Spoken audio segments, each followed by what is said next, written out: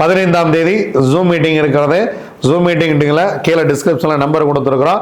இதில் வந்து தனுசு ராசி மண்டலத்திலேருந்து மீன ராசி மண்டலம் வரைக்கும் நம்ம என்னென்ன பேச போகிறோம் அப்படிங்கிறது விஷயம். 15ஆம் தேதி மதியம் 2 மணி வரைக்கும் தான் இந்த மீட்டிங்க்கு நம்ம பதிவு எடுக்க போகிறோம். அதுக்கு மேலே நம்மளால் இதை வந்து பதிவு பண்ண முடியாது. 15ஆம் தேதி மாலை 6 மணிக்கு இந்த மீட்டிங் வந்து தொடங்கும். மீட்டிங்கில் நீங்கள் உள்ளே வந்துடலாம். ஸோ அதனால் வாங்க நம்ம ஜூம் மீட்டிங்கில் சந்திப்போம். அனைவருக்கும் வணக்கம். நான் உங்கள் தம்புரான் ரிஷபானந்தர். 12/8/2024 அருமையான ஆடி மாதம் 27ஆம் நாள் திங்கட்கிழமை அஷ்டமி திதியோடு சேர்ந்து வந்திருக்கிறது. வளர்பிறை அஷ்டமி திதியோடு சேர்ந்து திங்கட்கிழமை வந்திருக்கிறது. அருமையான ஒரு நல்ல நாள். வாங்க திதி யோகம் கரணம் நாள் நட்சத்திரம் என்ன சொல்கிறது பஞ்சாங்கம் பார்ப்போம். உலக நூலக தினம், சர்வதேச இளைஞர்கள் தினம், உலக யானைகள் தினம். அதிகாலை 5:09 வரைக்கும் சப்தமி, அதன் பின்பு அஷ்டமி. காலை 6:39 வரைக்கும் சுவாதி, அதன் பின்பு விசாகம்.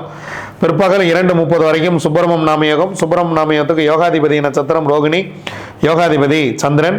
அவயோக நட்சத்திரம் கேட்டை, அவயோகி புதன். அதன் பின்பு பிராமியம் நாமயோகம். பிராமியம் நாமயோகத்துக்கு யோகாதிபதி நட்சத்திரம் மிருகசீரிசம், யோகாதிபதி செவ்வாய். அவயோக நட்சத்திரம் மூலம், அவயோகி கேது. அதிகாலை 5:09 வரைக்கும் வணிசை காரணம் சூரியன். அதன் பின்பு மாலை 5:40 வரைக்கும் பத்திரை காரணம் கேது. அதன் பின்பு பவகரணம் செவ்வாய். திங்கட்கிழமை அஷ்டமியோடு சேர்ந்து வந்திருப்பதால் அன்னதானம் செய்வது ரொம்ப ரொம்ப சிறப்பு. அரிசியை கோவிலுக்கு தானமாக கொடுப்பது சிறப்பு. உங்களால் நைவேத்தியத்துக்கு என்ன முடியுமோ அதை வாங்கிட்டு போய் கொடுத்துட்டு வாங்க, ரொம்ப மகிழ்ச்சியாக இருக்கும். அஷ்டமி தினத்தில் நீங்கள் ஆடி மாதம் அஷ்டமி அன்று துர்காதேவியின் வழிபாடு மிக மிக சிறப்பாக இருக்கும். அதே போல் காலபைரவர் வழிபாடு மிக மிக மகிழ்ச்சியை தரும். மாலை நேரத்தில் போய் வழிபாடு செய்து விட்டுவாங்க. வாங்க 27 நட்சத்திரங்களுக்கு உண்டான பஞ்சபக்ஷி ராசி பலன்கள் எப்படி இருக்கிறது அப்படிங்கிறத பார்க்கலாம்.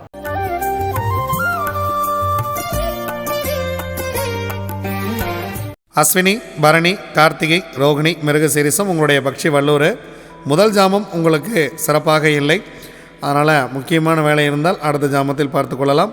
2ஆம் ஜாமம் ஊன் 75% வெற்றி. 3ஆம் ஜாமம் நடை 50% வெற்றி. 4ஆம் ஜாமம் பொன்னான மதிய வேலை சிறப்பாக இருக்கிறது. முக்கியமான வேலை தான் செஞ்சுங்க. அடுத்து வந்து ஒரு சிறப்பான ஒரு நேரமே கொஞ்சம் கம்மியாக தான் இருக்குது. 100% காரிய வெற்றி. 5ஆம் ஜாமம் துயில் 25% வெற்றி. 6ஆம் ஜாமம் நடை 50% வெற்றி. 7ஆம் ஜாமம் துயில் 25% வெற்றி. 8ஆம் ஜாமம் ஊன் 75% வெற்றி. 9ஆம் ஜாமம் அரசு 100% வெற்றி. 10ஆம் ஜாமம் சிறப்பாக இல்லை. பிரம்ம முகூர்த்தத்தில் ஏதேனும் செய்ய வேண்டியது இருந்தாலோ அல்லது அதிகாலையில் ஏதேனும் நீங்கள் செய்ய வேண்டிய வேலை இருந்தாலோ இந்த அரசு வேலையிலேயே துவங்கி விடுங்கள். 9ஆம் ஜாமத்திலேயே துவங்கி விடுங்கள்.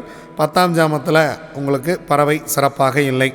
திருவாதிரை, புனர்பூசம், பூசம், ஆயில்யம், மகம், பூரம் உங்களுடைய பக்ஷி ஆந்தை. முதல் ஜாமம் ஊன் 75% வெற்றி. 2ஆம் ஜாமம் நடை 50% வெற்றி. 3ஆம் ஜாமம் மதிய வேலை மிக சிறப்பாக இருக்கிறது. அதன் பின்பு உங்களுக்கு 3 ஜாமங்கள் அடுத்து சிறப்பாக இல்லை. அதனால் முக்கியமான வேலை இருந்தால் பிளான் பண்ணி இந்த ஜாமத்தில் செய்து கொள்ளுங்கள். 100% காரிய வெற்றி. 4ஆம் ஜாமம், 5ஆம் ஜாமம், 6ஆம் ஜாமம் இந்த 3 நேரமே உங்களுக்கு சிறப்பாக இல்லை. மாலை வரைக்கும் உங்களுக்கு வந்து நேரம் மதியத்திலிருந்து இரவு வரைக்கும் உங்களுக்கு கொஞ்சம் நேரம் சிறப்பாக இல்லை. அடுத்த ஜாமத்தில் பார்த்து கொள்ளலாம். 7ஆம் ஜாமம் நடை 50% வெற்றி. 8ஆம் ஜாமம் துயில் 25% வெற்றி. 9ஆம் ஜாமம் ஊன் 75% வெற்றி. 10ஆம் ஜாமம் அரசு பிரம்ம முகூர்த்தம் 100% சிறப்பான வெற்றியை கொடுத்துவிடும். உத்திரம், அஸ்தம், சித்திரை, சுவாதி, விசாகம் உங்களுடைய பக்ஷி காகம் படுபட்சி. முக்கியமான வேலை இருந்தால் அடுத்த நாள் பார்த்து கொள்ளலாம்.